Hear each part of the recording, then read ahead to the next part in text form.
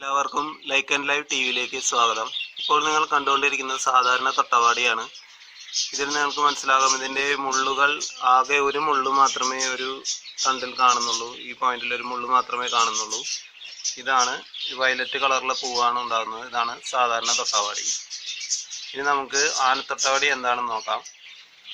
ആനത്തൊട്ടാവാടി എന്ന് പറഞ്ഞാൽ പേര് പോലെ തന്നെ വലിയ തൊട്ടാവാടിയാണ് ആനത്തൊട്ടാവാടി. ഇതിൽ തണ്ടുകളിൽ നിറയെ മുള്ളുകൾ നമുക്ക് ദൃശ്യമാണ്. എല്ലാ സൈഡിലുമായിട്ട് നിറയെ മുള്ളുകളും കാണാം. ഇതിൻ്റെ തണ്ട് പൊതുവെ ലൈറ്റ് പച്ച കളറിലാണ് കാണുന്നത്. മാത്രമല്ല ഇത് പറയും പോലെ തന്നെ വലിയ തൊട്ടാവാടിയാണ്. ഇത് വിഷമുള്ള എന്ന പേരിലും ഇത് അറിയപ്പെടുന്നു.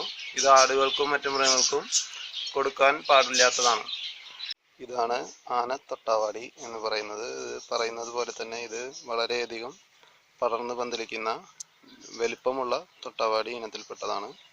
ഇതിലെ മുള്ളുകൾ ഈ രീതിയിലാണ് കാണുന്നത്. ചുറ്റും നിറയെ മുള്ളുകൾ നമുക്കിതിൽ കാണാവുന്നതാണ്.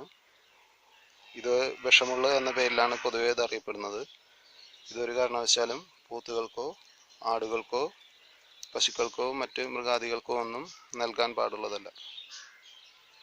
ഇത് പെട്ടെന്ന് ആടുകൾ മരണപ്പെട്ടു പോകാൻ സാധ്യതയുണ്ട്.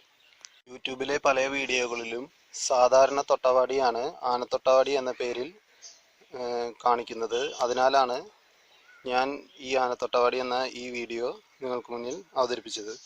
ഇത് ഇഷ്ടമായെങ്കിൽ ലൈക്ക് ചെയ്യാനും ഷെയർ ചെയ്യാനും ഒപ്പം തന്നെ സബ്സ്ക്രൈബ് ചെയ്യാനും ശ്രമിക്കുമല്ലോ. ഈ കാണുന്ന ഇത് വളരെയധികം പടർന്ന് പന്തലിച്ച് വളരുന്ന ഇളം പച്ച കളറിലുള്ള ധാരാളം വലിപ്പവും ധാരാളം മുള്ളുകളോട് കൂടിയ തൊട്ടാവാടിയാണ്. ഇതൊരു കാരണവശാലും ആടുകൾക്കോ പോത്തുകൾക്കോ പശുക്കൾക്കോ മറ്റു മൃഗങ്ങൾക്കോ ഒന്നും തന്നെ കൊടുക്കാൻ പാടുള്ളതല്ല. എല്ലാവർക്കും നമസ്കാരം. Thank you.